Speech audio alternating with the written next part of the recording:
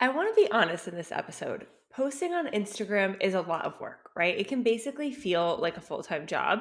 And as therapists, I know that we are already busy, right? You're probably seeing 15, 20, 25 clients a week. You're doing notes, you're coordinating with other providers, trying to squeeze in a workout, groceries, a moment of peace, right? It's a lot. It's a lot to maintain. And then you open Instagram and realize, wow, it's already been 5 days since I've posted again. In today's episode, we're going to talk about how marketing actually works for therapists because I think that I see so many therapists beat themselves up and think that they just don't have enough motivation or confidence in order to be consistent. And that is just not the case, right? So instead, in today's episode, we're going to talk about how to really get out of that cycle, what support really looks like, and what you actually need to be doing to stay consistent and to meet your goals. So let's jump in. I want to start off by just giving a little bit of a reality check and talking about how Instagram takes a lot more time than you think, or maybe more time than a lot of Instagram coaches make it out to.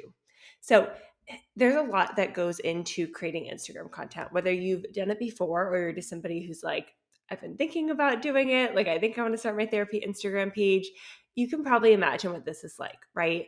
You have to come up with an idea and decide, what am I going to post? You have to figure out the format that you're going to post it. You have to figure out what you're going to say, whether that is in text on a carousel post, or if it's, the text that's going on your reel, or if it's the script that you're reading out loud. You have to write captions, you have to record, edit, post, engage. And all of this adds up, right? It's not just 10 minutes a day, throw something up there and get amazing results. Sometimes it can take hours if you're not sure what you're doing and you're kind of like starting from scratch. And this is not really feasible for a lot of therapists who are solo business owners in their own private practice and have zero marketing support. And so, content creation can look really fun from the outside, right? It looks like a good creative outlet. You see people getting lots of likes and views. Maybe you see them post their schedule and you see they have a full day of clients. But oftentimes behind the scenes, I think that therapists end up feeling pretty drained when they are stuck doing content alone and they are really just trying to cram it in between sessions or at 9 p.m. when they're sitting on the couch when there's zero energy left. Um, and I just don't think that this is like a sustainable way of doing things. And so we really do need to be serious and just like practical about what Instagram takes. It is not something that you can squeeze in between sessions or do on the fly, especially if you're new to it. One, it's going to take you longer. And two, you're not going to be very natural at marketing. It is going to take more work and effort and strategy in order to get those results because your brain is just not thinking in that way yet, right? So you really need to give the content that you're creating some thought. You have to understand what's trending. You have to, understand why certain pieces of content worked well. If you're going to emulate something that you see another creator doing, you better know what it is that you're emulating. Is it the length of the reel? Is it the hook that they used? Is it, what they did on camera? What is it that actually did well in that reel? We want to create a balance of content, right? So some of your content should be designed to reach a lot of people and bring in new followers. Some content should be designed to nurture your existing clients or your existing followers. And some of your content should be designed to convert those followers into actual therapy clients. And in order to have this balance, in order to create content that is effective in doing these things, you're going to need some strategy behind it, right? And trust me, I get it. When I was first trying to grow my Sit with Kelly therapy page, I was still working a full-time job in nonprofit management. I was building up my private practice on the side and seeing insurance clients. And at one point, I was even up to like 15 clients per week when I was doing this balancing act between trying to grow my practice to the point that I could quit and do my practice full time, but also still maintaining, a nonprofit management job where I was working 40, 50, 60 hours a week. And so, at first I didn't really have a system for this. I would record a reel 17 times trying to get it right on my lunch break in my apartment. Luckily, I was working from home mostly at the time. And I would just hope that I would like one of them enough to post it that week. And spoiler alert, I usually didn't, right? It was really hard in the beginning. It took me a few weeks of posting daily on Instagram to actually work up the courage and hit post on a reel that I was making, right? I was making all these reels, but I was just posting carousels and graphics because I was so scared to like show up and show out and be on video online. And it wasn't until I put a system in place that things finally clicked, right? And so we're going to talk about this more in that episode. But for me, I really needed a system, right? I needed a plan in order to get out of my own way and be able to create content and actually post that content. But I also needed a plan in order to do that sustainably, right? Because I was super busy. I had very limited work hours to be spending on Instagram. And so, what was really helpful for me was actually separating and breaking down the different pieces that go into content creation, right? So, I'm going to list out the different pieces that go into making a reel here. And by doing these at separate times, it really helps to make it so much more manageable, right? So, step one is find a trending sound. Step two is come up with the idea of how you will use that trending sound. Step three is figuring out what you are going to say, whether that is verbally or if it's text that you're going to put on screen. Step four, write the caption. Step five, film the reel. Step six, edit the reel, right? So there's kind of different pieces, and I think you can imagine how they use different portions of your brain, right? Finding trending sounds is like a lot of scrolling. It's a lot of just like searching, right? Coming up with that idea and figuring out what you're going to say is a lot more creative. It takes a lot more strategy. You have to be in the right mindset. That to me is not something that you can do in between sessions or late at night. Like you really need a fresh brain to be doing that. And then, writing the caption, I think can be hit or miss depending on the person. Filming, right? Typically you want to do that in daytime hours. You might want to do it when you're like already dressed for the day. If you're somebody who wants to look like quote unquote camera ready. And then editing, I think, is something you can do between sessions. It's something you can do late at night if you want to, or while you're sitting on the couch, right? And so they all kind of require different pieces of you. And batching these pieces together really has helped a lot for me with staying consistent over the past 4 or 5 years, right? How much I've batched at a time has really varied quite a bit. So when I first started and was working, both my jobs, I would actually batch film a month of content at a time on Saturday mornings. And I don't know how I did this. Like looking back, there's no way that I could do that now, like batch, 15 reels or something. But I did. And I had a plan when I went in on a Saturday morning. I had all my trending sounds picked out. If it was something where I had to talk to the camera, I knew what I was going to say. If it was like a B-roll, I knew what the B-roll was I was going to film. I had already created all of that plan and I had it all laid out for me in like a Google document. And so by the time that it was actually like Saturday morning, I would get dressed, I would get ready, and I would just bang out the filming portion, right? And I could do maybe 15 reels in like 2 hours because I wasn't then sitting there and editing it or figuring out what to say or what I was going to do. I was literally like, change my shirt, next reel, change my shirt, next reel. And so I was able to do it quite quickly, right? But now that I have a lot more time and space in my daily schedule for content creation, I usually do this like in much smaller increments, right? So I'll usually batch out ideas like once a week. And then I'll spend some more time in that week figuring out like the scripts, the text, the on-screen text, the captions that I'm going to use, like kind of all the writing portion. And then I will usually film and edit just day of. I'm a little bit over like the needing to be camera ready to be on Instagram. And so I've worked up the confidence to just kind of post like how I look in my day to day, which took me some time, but I'm glad that we got there. And so for me, it's not like a big deal now when I already know what am I creating for the day to spend 5 or 10 minutes filming something, spend another 5 minutes editing it and hitting post. And so that's kind of what my like breakdown looks like now in terms of content creation. But I share all this to say, this is really why I created the Reels membership. I want to make it feel a lot easier for you to check the box. And I think by doing like this in stages and having somebody do the first 3 steps for you of finding the trending sound, coming up with the idea, and figuring out what you're going to say verbally or on screen can make it so much easier for you to just say, okay, I know my plan. I'm going to hit record. I'm going to do exactly what Kelly told me to do. I'm going to add the text on top. I'm going to write my caption and, hit post. And being able to skip that step, I think is like such an underrated piece. We have over 800 therapists in the Reels members. I promise when you are looking at other therapists and are like, how are they posting so much? How are they able to do this? They're probably in the Reels membership, right? They're probably getting some support, and they're kind of skipping those first few portions of content creation, right? And so all the strategy is done for them. All they have to do is plug in the information, for their niche, film it, edit it, and hit post. So let's talk about other things that you can do here to really sort of get more consistent now that you know that Instagram does take a lot of time, right? So there's a few myths that I want to bust here. One is I hear a lot of therapists say, like, I'm just not confident enough to show up. I don't have the courage to show up. I don't want to be on video, that kind of thing.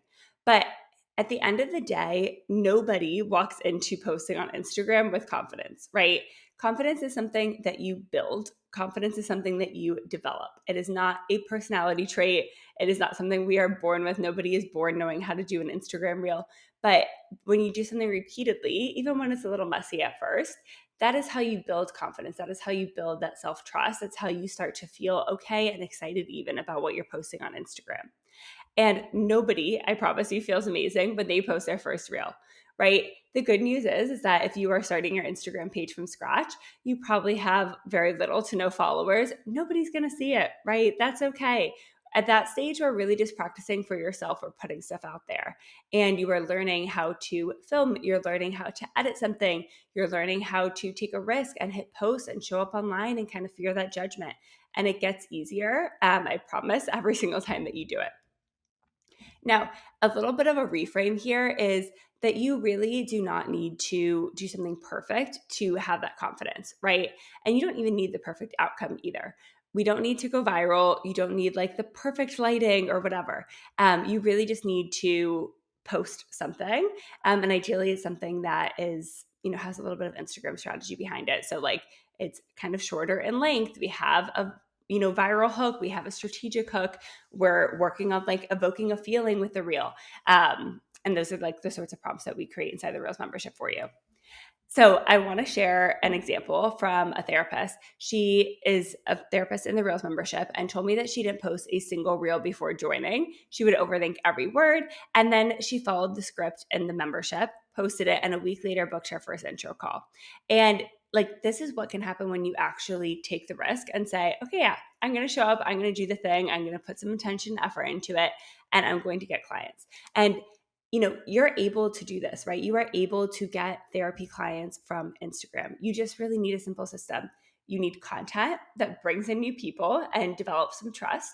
And then you need to convert those people into actual therapy clients.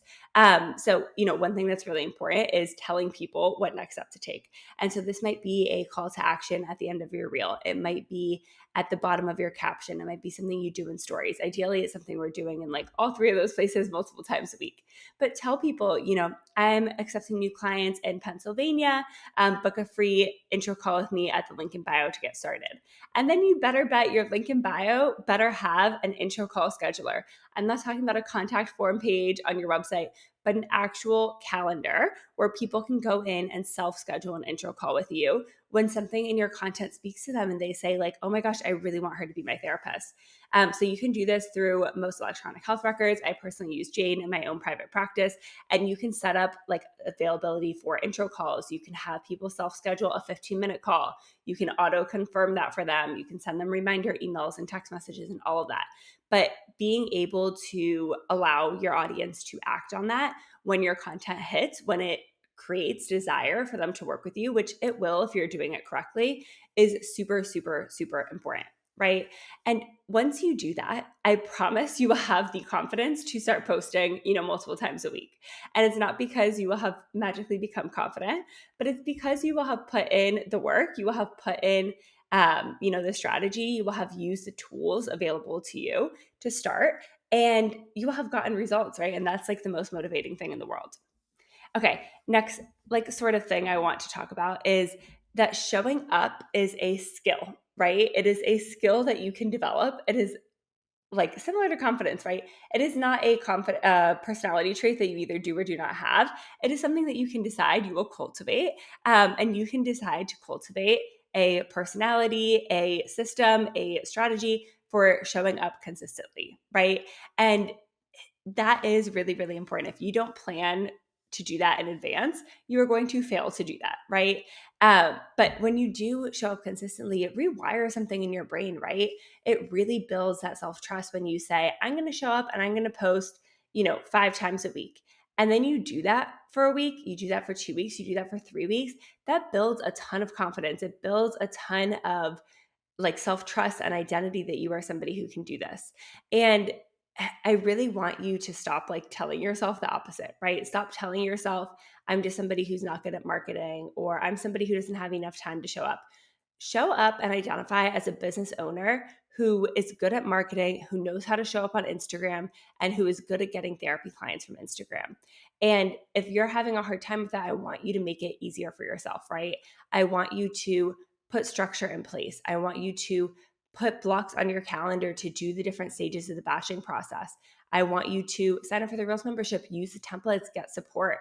I want you to get external accountability, whether that looks like, making a therapist friend on Instagram, joining one of my programs.